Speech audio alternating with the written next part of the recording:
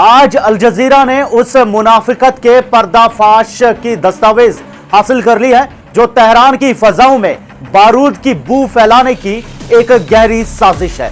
Regional ताकतों ने अमन का लिबादा ओढ़कर एक ऐसा जहरीला प्याला पेश किया है जिसे अगर ईरान ने पी लिया तो उसकी सदियों की आजादी और खुददारी मिट्टी में मिल जाएगी। यह प्रपोजल नहीं है, यह ईरान की मुजाहमत की रगों में खंजर गोपने का एक खौफनाक मंसूबा है। सुनिए दुनिया के अयारों, ईरान कोई ऐसा निवाला नहीं जिसे आसानी से निगल सको। ये वो कौम है जिसने 40 साल से जिल्लत की रोटी पर इज्जत की भूख को तरजीह दी है, मगर आज दुनिया के नक्शे पर एक नई चाल चली गई है। एक ऐसी चाल जो ईरान को उसके दिफा से महरूम करके उसे बेड़ियों के सामने बेबस छोड़ने का ख्वाब देख रही है।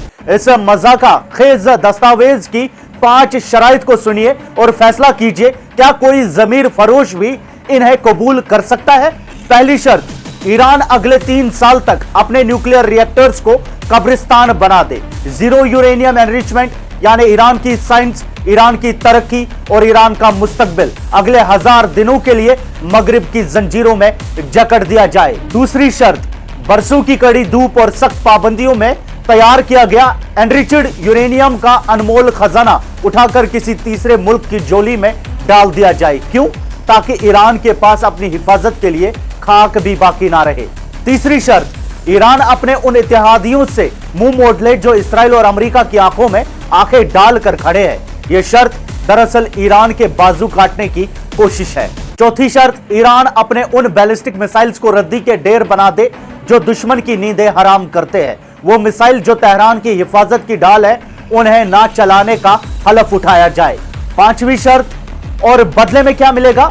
अमेरिका की तरफ से नॉन एग्रेशन का एक कागजी टुकड़ा। वही अमेरिका जो हर मुआहिदा तोड़ देता है, वही अमेरिका जिसने JCPOA को पैरों तले रौंदा। नाजरीन, यह प्रपोजल दरअसल एक डिप्लोमेटिक सुसाइड नोट है जो ईरान के लिए लिखा गया है। कोई भी अक्लमंद मुल्क, कोई भी गैरतमंद कौम और कोई भी मुनसिफ मिजाज इंसान इस दस्तावेज को कबूल करने का सोच भी नहीं सकता। यह अमन की कोशिश नहीं बल्कि ईरान को निहत्ता करने की एक नापाक साजिश है। सोचिए, अगर ईरान अपनी एनरिचमेंट जीरो कर देता है, अगर वो अपने मिसाइल्स का इस्तेमाल छोड़ देता है, तो क्या गारंटी है कि कल को यही ताकतें तेहरान पर हमला नहीं करेंगी? क्या तारीख ने हमें लीबिया, इराक का हाल नहीं दिखाया?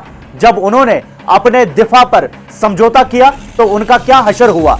ईरान की क़यादत ने तारीख से सबक सीखा है। वो जानते हैं कि शेर तब तक महफूज है जब तक उसके नाखून और दांत सलामत है। तेहरान की गलियों से लेकर इस्फहान के पहाड़ों तक सिर्फ एक ही सदा गूंज रही है, हैहात मिनज जिल्ला, जिल्लत हमसे दूर है। यह प्रपोजल इंतहाई वन साइडेड है। इसमें सिर्फ मुतालबात है, बदले में कुछ नहीं। इसमें ईरान की हामी भरी गई है कि वो रुक जाए, मगर अमेरिका की पाबंदियों का खात्मा कहां है? ईरान की मईशत को खोलने का रास्ता कहां है?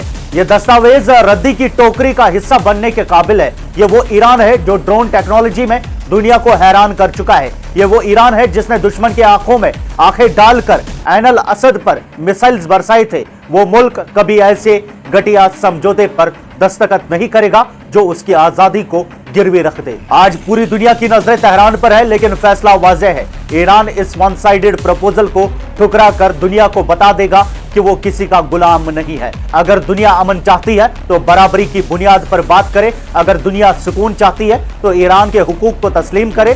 दबाव, धमकी और ये फरेब भरे दस्तावेज अब काम नहीं आएंगे। याद रखिए, दरिया अपना रास्ता खुद बनाता है और ईरान वो दरिया है जो अपनी मंजिल जानता है। ईरान कहता है कि हम दुश्मन की हर साजिश को मिट्टी में मिलते देख रहे हैं। लेटेस्ट न्यूज अपडेट्स आप तक पहुंचाते रहेंगे। आपकी क्या राय है? कमेंट्स में हमें जरूर बताएं।